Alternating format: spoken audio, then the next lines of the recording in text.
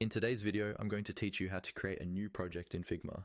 We'll walk through the process step by step so that by the end of this video, you'll know exactly where to click and what to look out for, especially if you run into any plan or upgrade limitations. First, make sure you're logged into your Figma account and that you're on the main dashboard.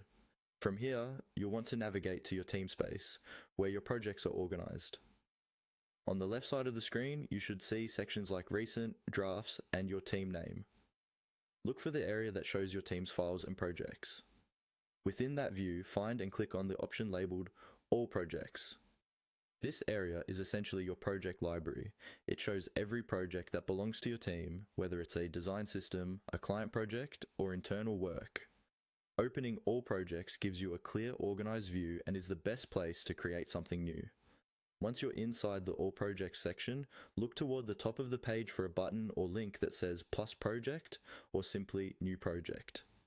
This is usually located near the right side of the header area, close to the team name and filters.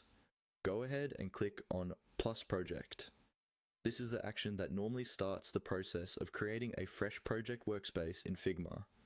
At this point, depending on your current subscription, Figma may show you a message indicating that you need to upgrade your plan before you can create a new project. This often happens if you're on a free plan and you've reached the limit of how many projects your team can have. If you see this upgrade prompt, it means that the ability to add more projects is restricted on your current plan.